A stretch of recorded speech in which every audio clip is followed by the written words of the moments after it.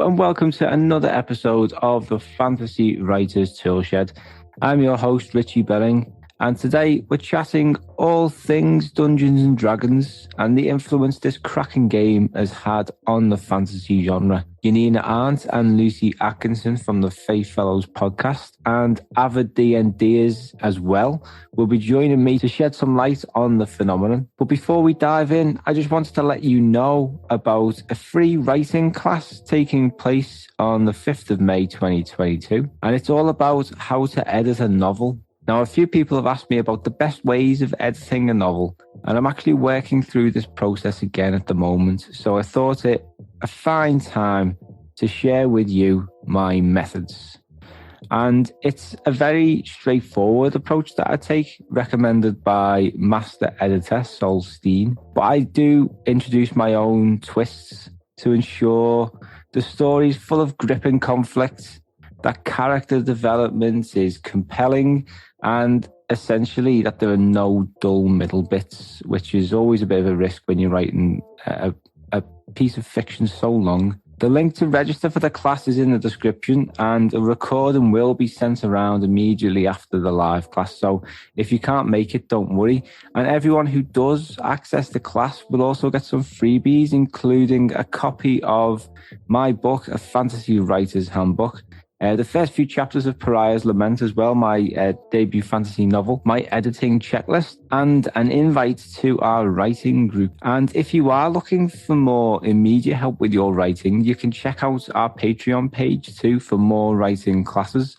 Those ones are all focused on the fantasy genre, so you can learn how to write a fantasy novel, how to build a fantasy world, and how to create lifelike characters, particularly the types that we see in the fantasy genre. If you do enjoy listening to the show, please give us a follow or a subscribe, and please also spare a second to give us a rating on Spotify if you use the mobile app, or a review on iTunes as well. That would be amazing. And if you know of anyone who may enjoy what we do, please consider sharing the show with them.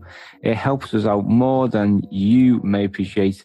And the more people that listen, essentially, the more content we can produce. So if you like what you're hearing, that's the best way to help us out.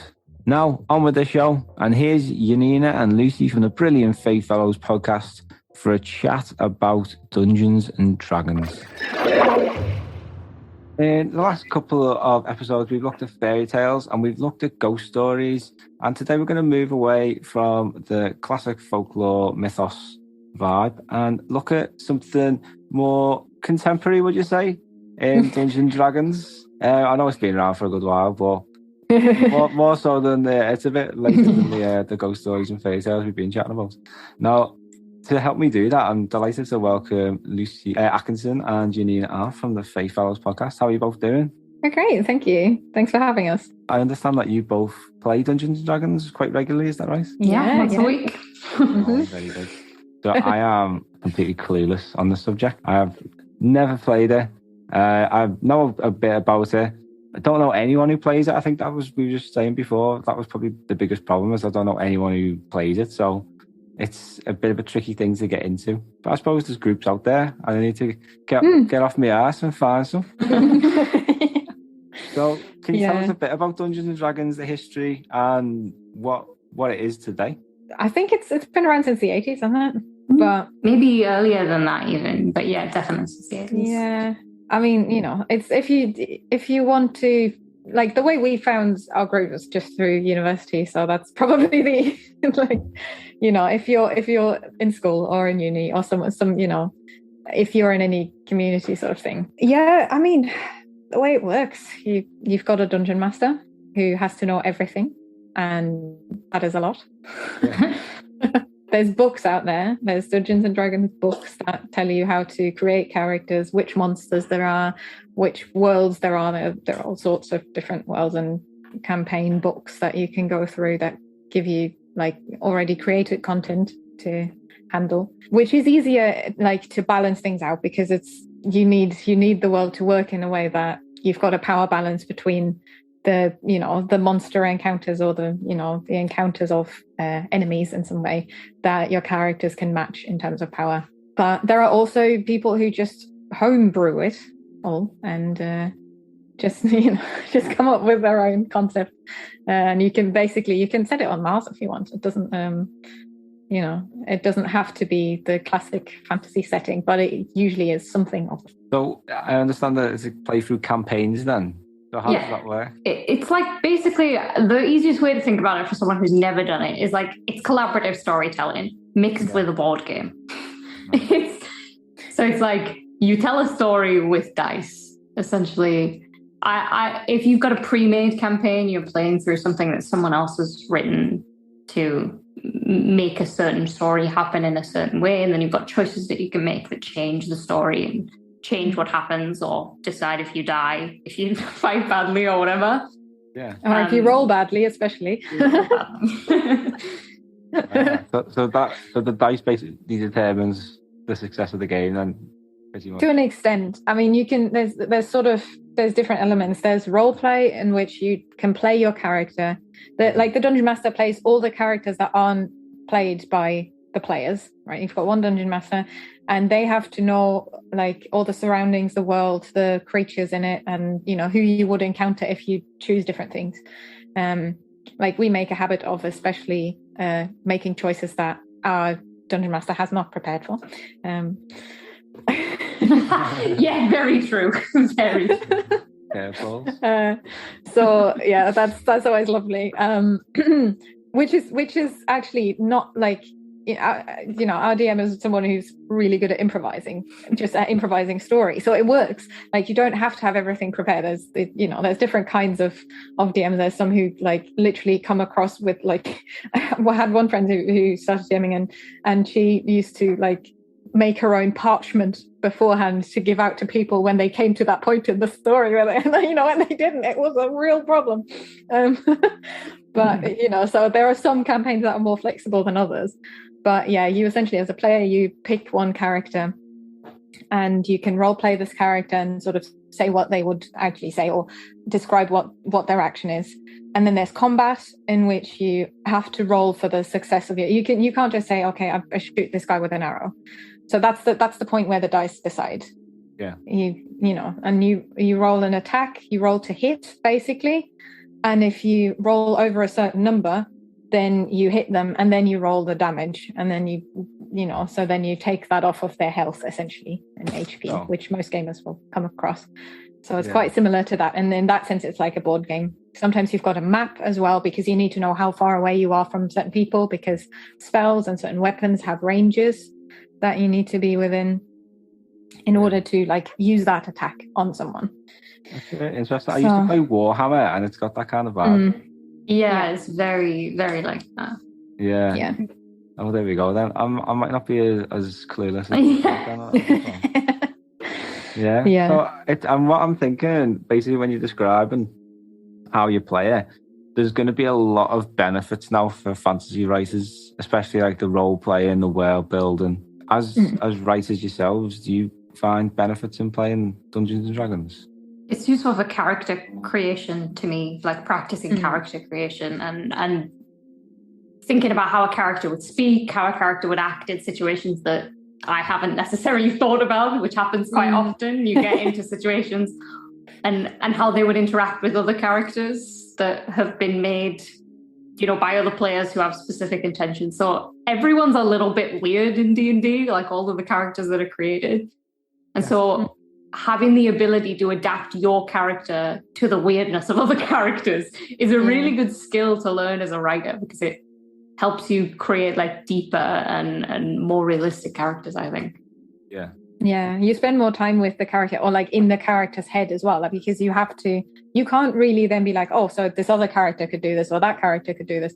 As a player, you have to figure out what does my character do in every single one of those situations, in a tavern brawl as much as when they meet a unicorn or, when they're in a desert world where magic is forbidden sort of thing, Yeah. So it's just it's really great practice to get to know them, even if you've just created a little bit about them. But I think it's also like they are just great stories as well when you tell them all together, because usually just having a group of people there who've got a bunch of cool ideas, that that makes a good story. And like you can see with Critical Role at the minute, you've got a whole animated show that came out of the stories that they told together that were pretty much like partly spontaneous, at least. So yeah, you do end up very much just practicing the art of storytelling. You could just write something down, steal some plot from it, honestly. Yeah. Have you wrote any stories off the back of any of your campaigns? I think not just based on it. Yeah, it has a bearing in things that I write. I think some of the characteristics that I've explored in particularly the first character that I played have come back into characters that I've created since, but not necessarily directly from it. Yeah, I took an element from one campaign once, but like to import into my fantasy novel, where I was like, I am going to have this plot point where this one dragon has to be polymorphed into a different creature and is now hiding as a Pegasus because they have to have the forelimbs and the wings, and is trying to like pretend to be a normal horse, which wasn't in that campaign. So we just used a pink blanket because we only had a pink blanket, which was just, it was hilarious. And this poor little, it was a baby gold dragon at the time, which my character was sort of raising because we had rescued the egg from someone. And I was just like, this is such a cool, like the scene of having that baby gold dragon hide as a horse under a pink blanket. That was just so cool. I was like, I'm putting that somewhere. It can be both plot and character. Yeah, and working creatively with other people is just inspiring in itself, isn't it? Mm-hmm. Yeah, absolutely. That's what I like. So yeah, maybe this is for me, Dungeons and Dragons. You'll try it out. Yeah, absolutely. Can only recommend it. So what do you think about the influence it's had on the fantasy genre as a whole? I mean, Critical Role, which Janina's just mentioned, has a massive influence in terms of, like, I think a lot of emerging fantasy writers now, some of whom grew up on Critical Role or like spent a lot of time watching that. I'm currently reading their book, the book that they wrote from that series called Kith and Kin. It's pretty good. The characters are great. So that's a massive phenomenon. I think some of what we will start to see in fantasy over the next few years might link back to some of what they created in that campaign. I truly believe that's had a massive generational impact. So what kind of things do you do? Because it's new to me now. So it's Critical Role was like a massive web show. I think it's 2016 they started. I want to say. And they've done 3 campaigns since. It's just a bunch of voice actors playing Dungeons and Dragons, and they put it on the internet. They put their like campaign on the internet. But it blew up massively. And so now they made the animated show, which Janina mentioned earlier. They made comics, I think, a while ago. They brought out their first book where they worked with a writer, an independent writer who brought that out for them based on some of the characters in the first campaign. Yeah, it's had a massive, a bunch of like fantasy things come out of it, I think. I think it's also like, I don't know if that is actually one of the reasons that this is a trend now, but a trend in general, like fantasy or like, any kind of show actually, especially on Netflix and stuff, is towards a collective of people that you follow, a group of characters, so that anyone can sort of identify with some of them, in a way, rather than following that one Bella and Twilight character sort of thing, you know what I mean? So that seems to be a more general trend across shows, that you've got a group of characters that you follow, and especially now also in fantasy. I mean, you've got groups of characters in Tolkien and Lewis, but I think that's becoming like the more prevalent of the two kind of types, rather than following one character. And that's why that fits very well in it as a concept, that you've got several characters. But also it resonates so well because every one of those characters has been thought out so well by one person. So you haven't got one person creating lots of different characters. You've got a massive amount of time spent with each character, and that's what makes it so great. Like I think it's not like that innovative in terms of the fantasy genre or anything. It's quite conventional, the first campaign, but it's so well done, and it's so authentic, each of the characters, that you enjoy it. Because I find there's quite a lot of fantasy stuff out there where you're like, right, I've read this kind of stuff before, and then you put it away again because you're like, that's cliche. Yeah. That's the thing that really bugs me. If I can see through the red threads in the first chapter, and I'm like, I know how this ends. But I think, so I like that about them, that you want to follow these characters because all of them are so authentic, and there's a real person behind each of them. Really interesting. Yeah. It sounds like it's like a really immersive experience, like fantasy experience, like basically like reading a fantasy novel, but you actually act it out. Yeah. Yeah. It's kind of is. Yeah. I know I'm in a few RPG writing groups, and I know it is becoming really popular now, the role-playing games. Have either of you tried writing your own stuff? I would like to. Not really. But I'm scared. It would be cool. It's my fear. Yeah. I think we're probably both slightly too new to it to have like really dabbled into that. Yeah. But I would like to, as I go on, I kind of want to write a campaign set in space. I want to do a sci-fi campaign, but we'll see. We'll see if that happens. Yeah. So, something I wanted to ask you about as well. A lot of the classic Tolkien style characters that we see, orcs, dwarves, elves, a lot of them are in Dungeons and Dragons as well. I think you mentioned there, Janina, about cliches and tropes. So do you think it helps you become more aware of these kind of things and helps you think of original or different angles you can take with some of the tried and tested approaches that people have taken in the past? Yeah, I think so. I mean, the good thing is that it always ends up being more personal if you give lots of people different choices. I think that's the main thing that you really. I think when you're just writing something and you can decide what all the characters are doing, basically, maybe less time is spent on each of the choices.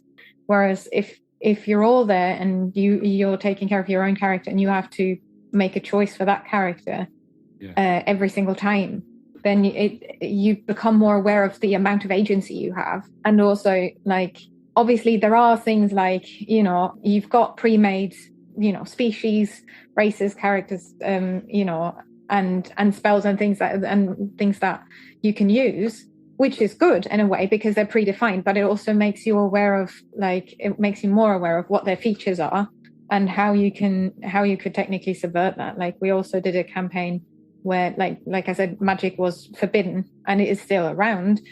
But like it was this whole desert world, and dwarves were bold and not, and the elves were like really roguish and like really shady, and like it subverted every single one of those archetypes that you play with in D&D, and so I think it not only it cautions you to like break out of that sometimes if you want to, and on the other hand it makes you aware of the boundaries, and you can see what you can do within them. It is really helpful in that sense. Yeah.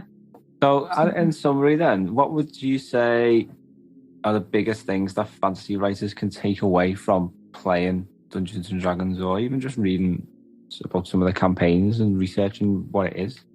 I mean, I think it's a good way to like find the fun in fantasy again if you've been like really struggling with, sometimes when you're writing things you start to take things way too seriously, and fantasy starts to become your nightmare instead of your kind of excitement. But it's good for that. You get to be a little bit silly, you get to take things a little bit on an angle and tackle things in a little bit of a different way, and with your friends too, which is nice. Yeah, absolutely. And if anyone wants to learn a bit more about it, where would you point them? D&D Beyond is probably a good place to start, where you can sort of read like texts, like short texts about most of the like major races and classes and things. And then, if you feel like it's for you, then you can also try and buy some of the Dungeons and Dragons books. There are there isn't just Dungeons and Dragons out there though, by the way, and those books are really expensive, but you can buy them like used as well, which can sometimes help. But the books are beautiful though. Like there's so much beautiful artwork in there, which can be very inspiring as well.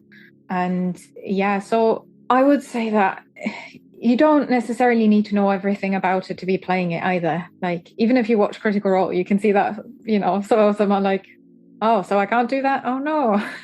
You know, It's okay. It's okay. Everyone does something, like, you know, and we've been playing for a few years now, and we don't, like, you know, you build a new character with a new race and a new class, and again, you've got no clue how that works, you know.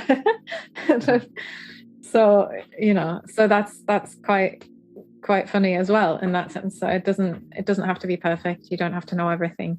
Try and get reading and see if you can find a group out there. If I do get involved, I will let you know. And, yeah, get on. Do. Yeah. Absolutely. Well, thanks very much for taking the time to chat about this today. Where can we find out a bit more about your writing and your podcast? Well, Fey Fellows podcast is our podcast, and you can find us on Anchor, Spotify, Acast, all the platforms, and we're on social media as well as Fey Fellows podcast on Facebook and Instagram and Tumblr, and we're Fey Fellows on Twitter.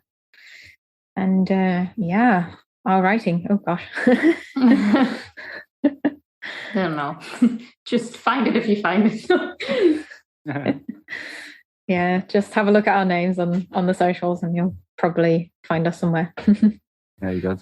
Well, thanks very much again. It's been really interesting. Like I say, I'm going to try it out. We'll see how we go. Great. Nice one. All right, then speak to you next time, everyone. A massive thank you to Lucy and Janina for taking the time to chat there about D&D. And if you do play Dungeons and Dragons yourself, and if it has helped your writing in any way, please write in and let me know about it.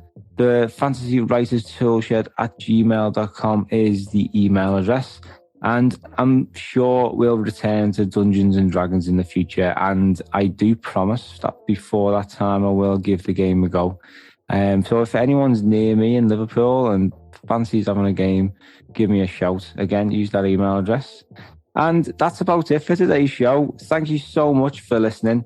We're going to be back on the 28th of April with the next episode on our series of creating lifelike characters, specifically looking at moral psychology. To make sure you don't miss it, click subscribe or follow. And you can also sign up for the Writers Toolshed newsletter, which comes out again on the 14th and the 28th of every month. And in each edition, you'll receive a link to listen to the latest episode of the podcast, along with the latest calls for submissions, any new writing guides and news.